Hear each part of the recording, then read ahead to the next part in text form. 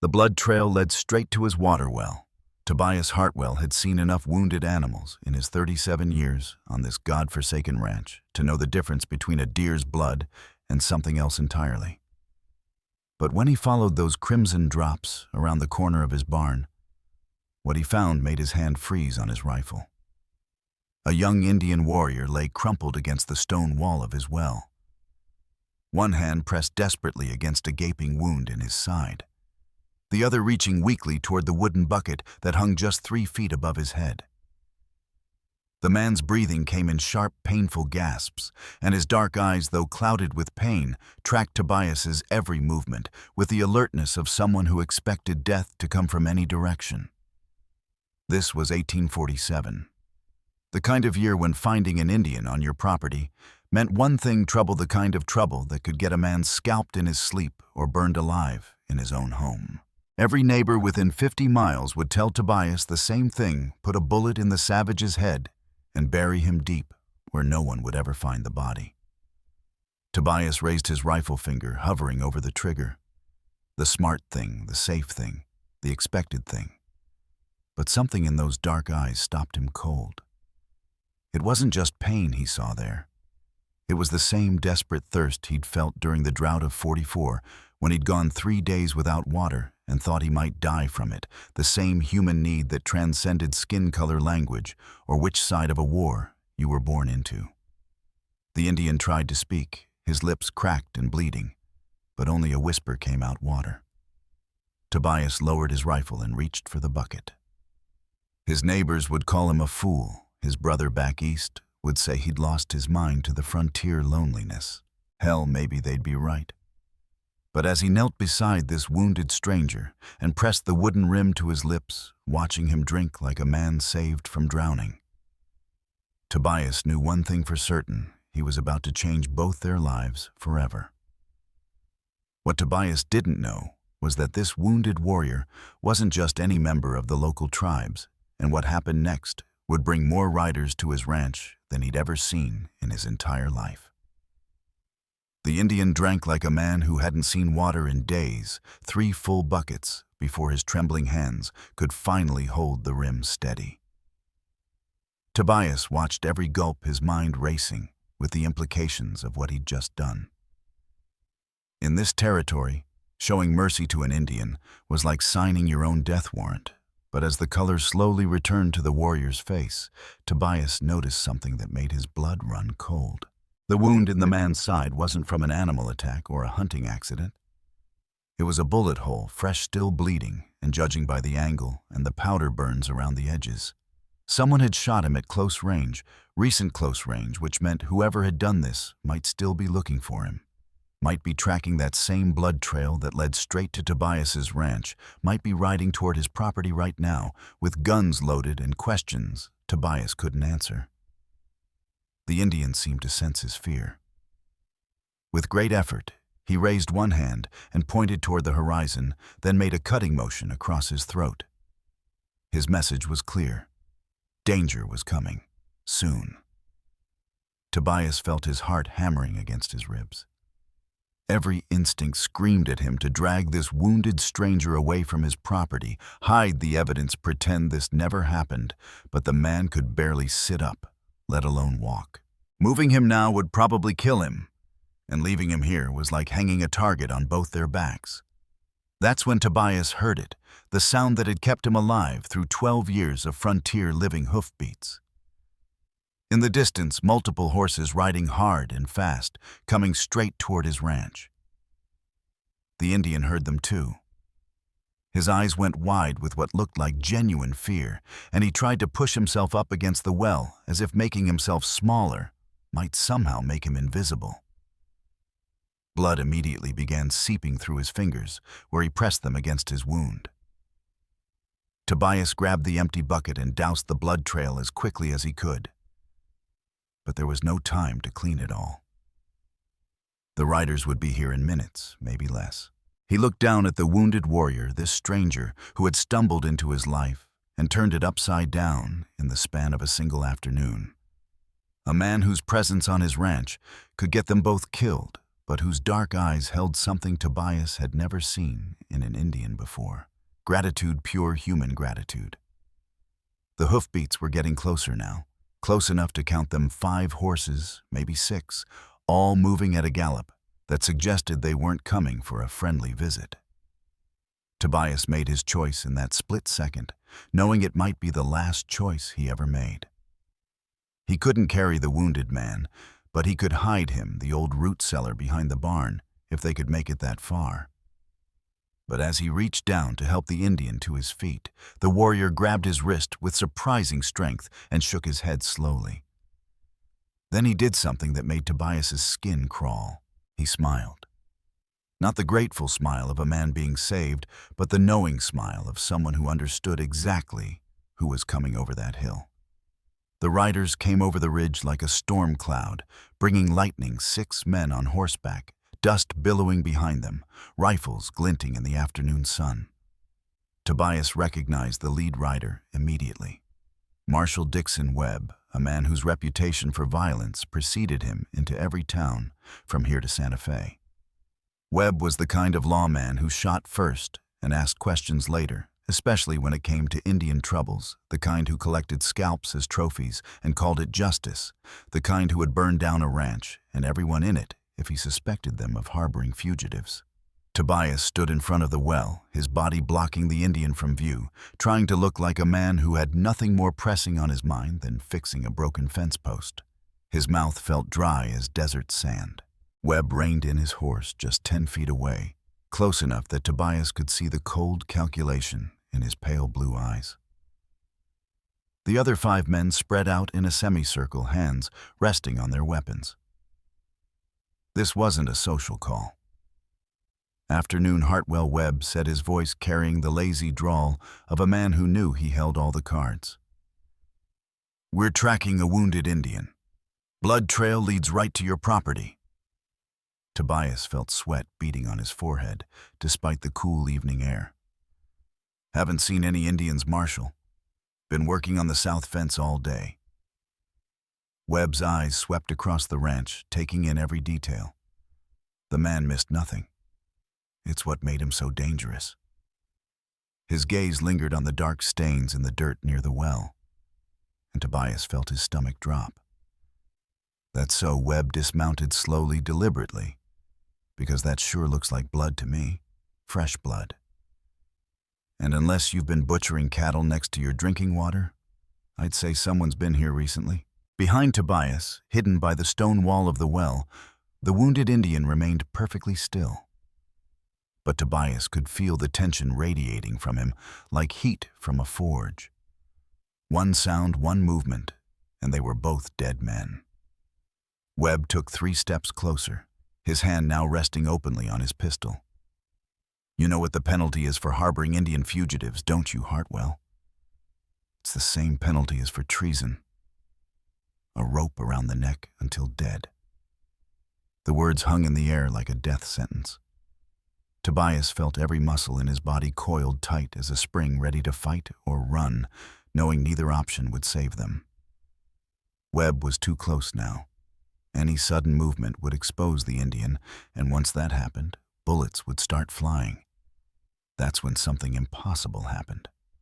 The wounded Indian spoke not in English, but in his native tongue, a string of words that flowed like music, clear and strong, despite his injuries. Words that made Marshal Webb freeze mid-step, and the color drain from his face like water from a broken bucket. Webb's hand fell away from his pistol. His mouth opened and closed like a fish gasping for air. And when he finally found his voice, it came out as barely more than a whisper. "Dear God, you're him." The other 5 riders immediately dismounted their weapons, forgotten their faces, showing the same mixture of shock and something that looked almost like fear. But not the kind of fear men show when facing an enemy.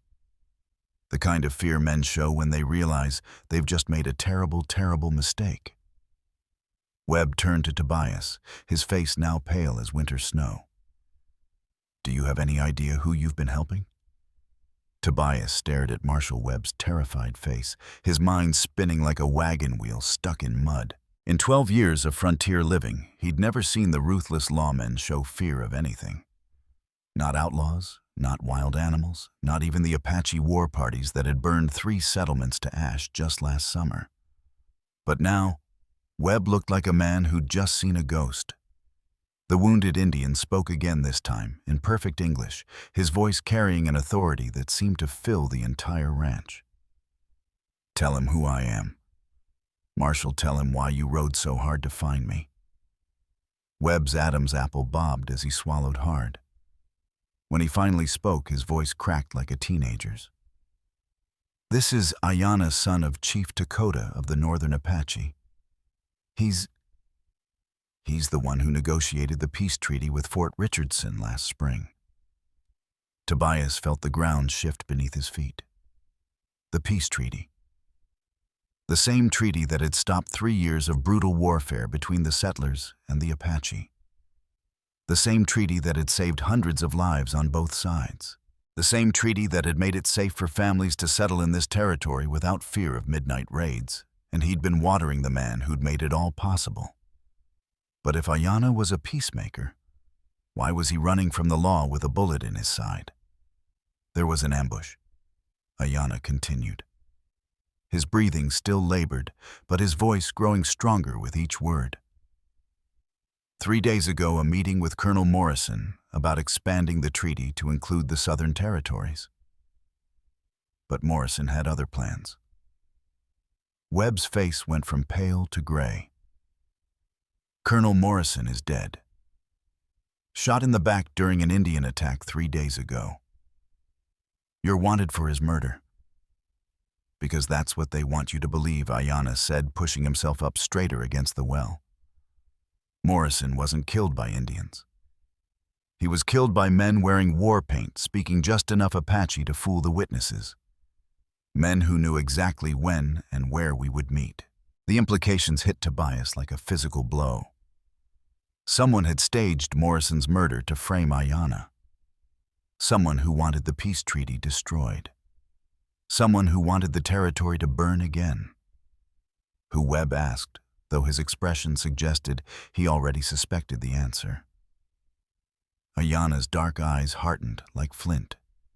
The same men who've been selling guns to the renegade tribes. The same men who've been making a fortune off this war.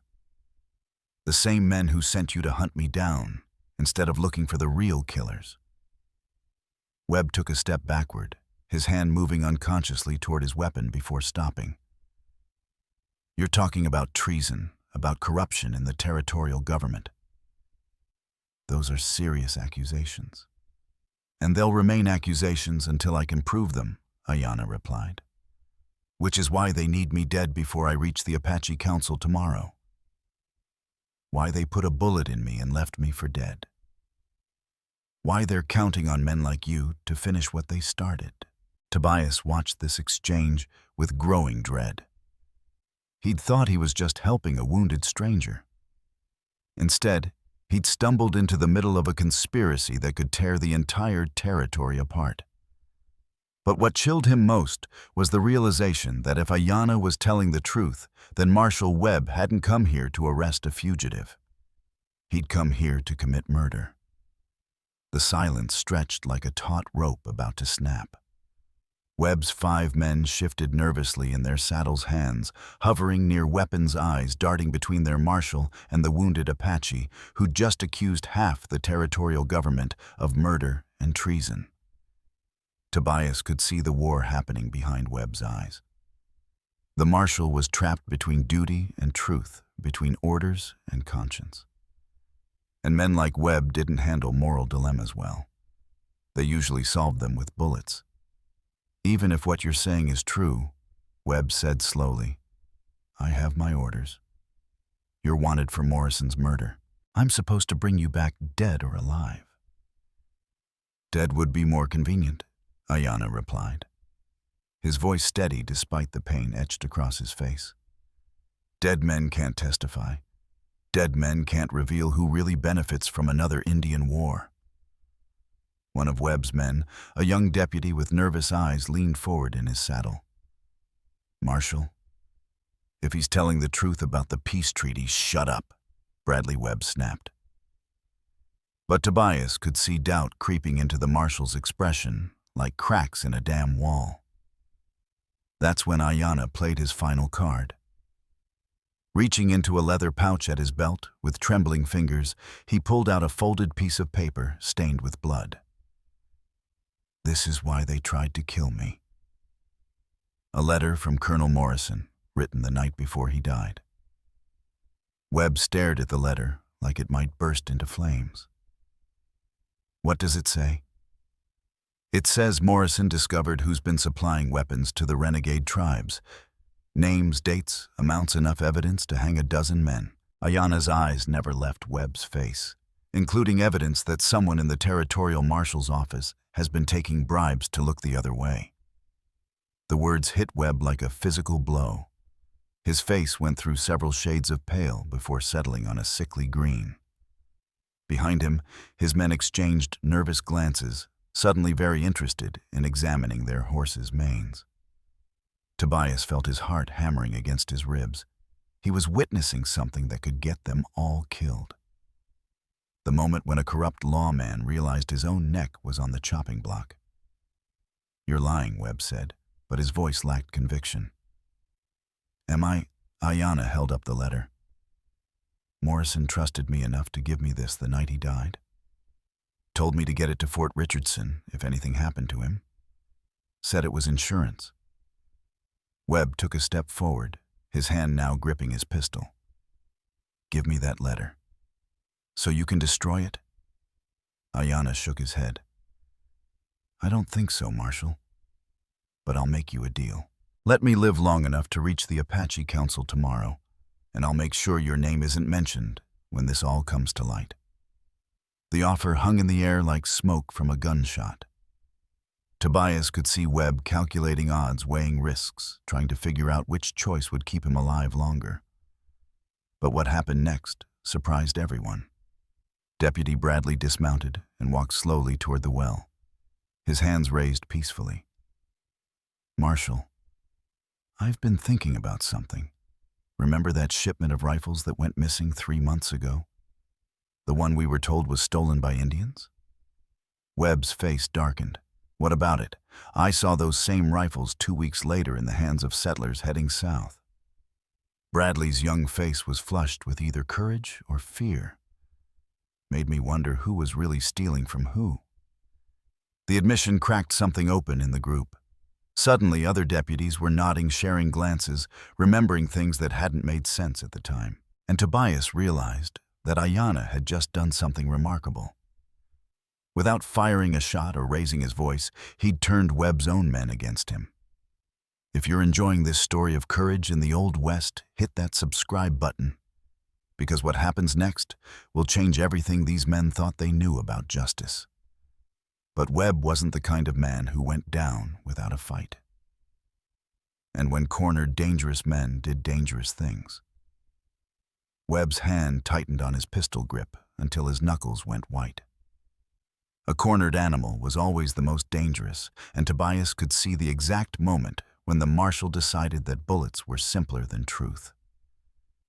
"You're all fools." Webb snarled, his mask of civility finally slipping away.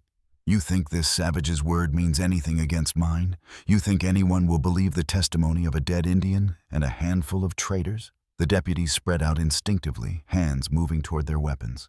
But Tobias could see the uncertainty in their faces. Years of following orders warred against the growing realization that those orders might be wrong. Ayanna struggled to his feet, using the stone well for support. Blood seeped through his fingers where he pressed them against his wound, but his voice remained steady. "The truth doesn't care who speaks it, Marshal. It just is.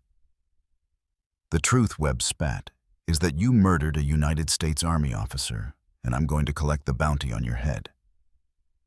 He drew his pistol in one smooth motion, the barrel swinging toward Ayanna. But before he could fire, Deputy Bradley stepped directly into the line of fire, his own weapon raised. "Stand down, Marshal." The words cracked like thunder across the ranch. 4 other deputies followed Bradley's lead, their guns trained on their own commanding officer. Only one man remained loyal to Webb, a grizzled veteran named Hawkins, who looked as corrupt as his boss. "You're making a mistake, boys," Webb said, though sweat now beaded on his forehead. "A mistake that'll cost you your badges, maybe your lives?" "Maybe," Bradley replied, "but I've made enough mistakes following your orders. I won't make any more." Tobias watched this standoff with growing dread. 6 armed men in his ranch yard, all pointing guns at each other, all convinced they were in the right. This was how range wars started. This was how good men died for bad reasons. That's when Ayanna did something unexpected. He began to sing not in English, but in Apache, a low, haunting melody that seemed to rise from the earth itself, the ancient words carried across the ranch like wind through canyon walls.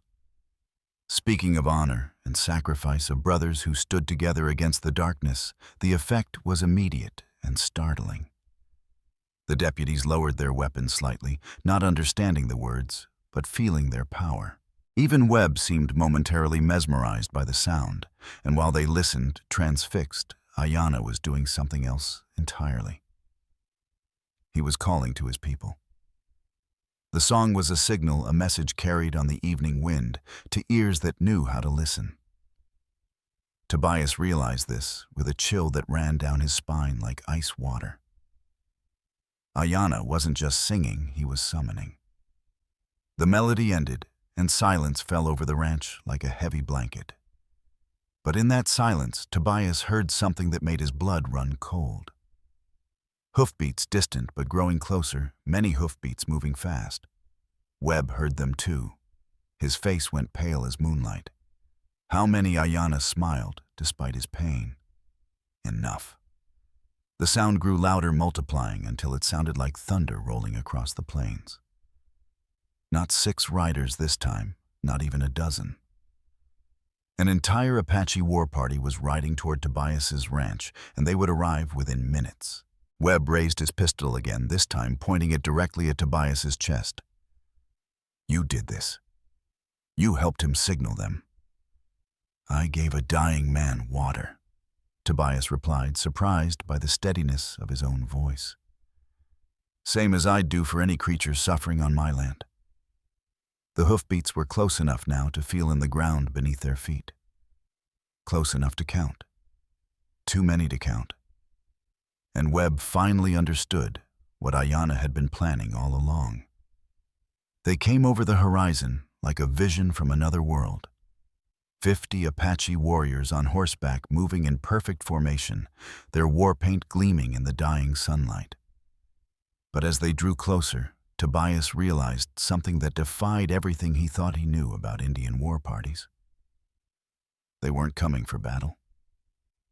At the head of the group rode an elderly chief whose presence commanded respect from 100 yards away. His gray hair was braided with eagle feathers, and despite his age, he sat his horse with the dignity of a man who had never bowed to anyone. Behind him rode warriors of every age, from seasoned fighters to young braves barely old enough to carry weapons. But their weapons remained sheathed. Webb's face cycled through confusion, fear, and desperate calculation. He still held his pistol trained on Tobias, but his hands shook like a man with fever. "This changes nothing. I still have my orders. Your orders came. A new voice are no longer valid." Everyone turned to see Deputy Bradley holding up an official-looking document. "This came through this morning, Marshal, direct from the territorial governor. All pursuit of Ayanna is suspended pending investigation into Colonel Morrison's death." Webb's face went purple with rage. "You lying piece of—" "Check your own dispatch pouch," Bradley interrupted, "unless you've been too busy collecting bounties to read your official mail." The Apache riders formed a wide circle around the ranch, not threatening, but unmistakably present. Their chief dismounted and walked slowly toward the well where his son waited. With each step, the old man's eyes never left Ayanna's face, searching for signs of serious injury. When father and son embraced, a collective sigh seemed to rise from the assembled warriors.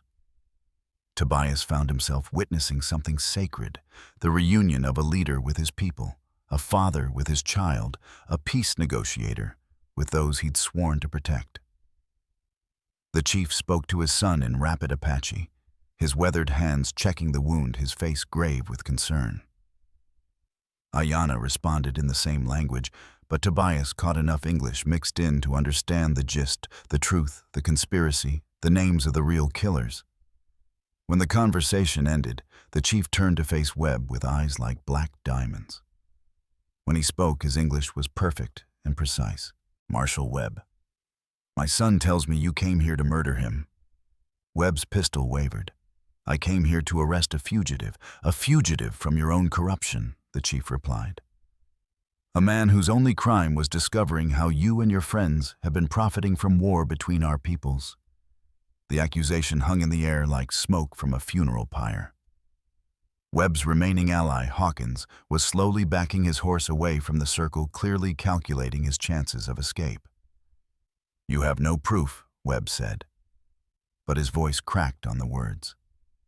The chief smiled not warmly, but with the satisfaction of a man holding all the cards. We have Morrison's letter. We have the testimony of the real killers, who confessed everything before they died, trying to escape our justice. And we have something else. He gestured to one of his warriors who rode forward carrying a leather satchel. From it, the warrior produced a stack of papers that made Webb's face go ashen. Your correspondence with the gun runners, the chief continued. Every payment, every shipment, every lie you told to cover your tracks. Morrison was more thorough than you knew. Webb's world collapsed in that moment. Tobias watched a man realize that all his schemes, all his violence, all his betrayals had been for nothing. The evidence was overwhelming, the witnesses reliable, the justice inevitable. But cornered animals were unpredictable. Webb swung his pistol toward the chief, desperation overriding common sense. If I'm going down, I'm taking you with me. What happened next moved faster than thought. Ayanna threw himself between the gun and his father despite his wound. The pistol fired and 50 Apache warriors reached for their weapons in perfect unison. But the shot went wild because Tobias Hartwell, a simple rancher who just wanted to help a thirsty man, had tackled Marshal Webb from behind, sending them both crashing to the ground in a tangle of dust and rage. The dust settled like a curtain falling on the final act of a play. Webb lay motionless beneath Tobias, his pistol thrown clear by the impact. Deputy Bradley and his men quickly secured both Webb and Hawkins, while the Apache warriors slowly lowered their weapons. But it was what happened next that would stay with Tobias for the rest of his life. The chief walked slowly to where Tobias sat, catching his breath in the dirt. The old man's weathered face showed no expression as he studied this white rancher who had risked everything for a stranger. Then, without warning, he placed both hands on Tobias's shoulders and spoke in Apache words that carried the weight of ceremony of honor, of recognition. Ayanna translated his voice thick with emotion. He says you are now brother to our people, that what you did today, showing mercy to an enemy, risking your life for truth, choosing courage over fear, these are the actions of a true warrior. Tobias felt something shift in his chest, like a door opening to let in light he'd never seen before. All his life he'd been taught that Indians were savages, enemies, obstacles to civilization. But looking into the chief's ancient eyes, he saw only wisdom, dignity, and a kind of respect he'd never earned from his own people. The ceremony that followed was unlike anything Tobias had ever witnessed. The Apache warriors dismounted and formed a circle around him.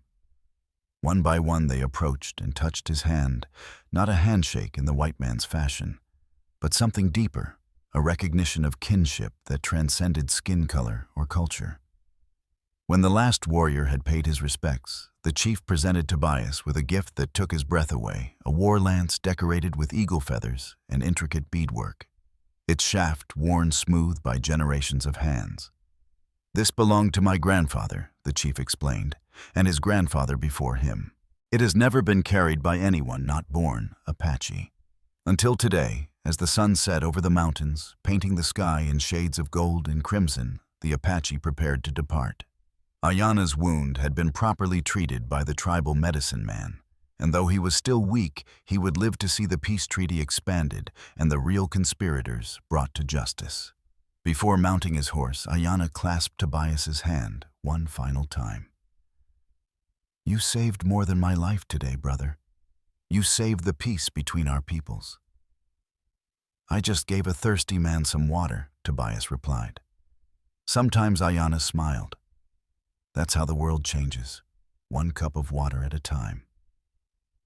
24 hours later, exactly as the title had promised, they were gone, but they left behind something precious, proof that in a world full of hatred and fear, simple human decency could still work miracles. Webb and Hawkins were tried and convicted of treason, corruption, and conspiracy to commit murder. The gun-running operation was dismantled, and the peace treaty was not only renewed, but expanded to include all the tribes of the territory. And Tobias Hartwell, a simple rancher who had shown mercy to a stranger, became the first white man in territorial history to be formally adopted into the Apache Nation.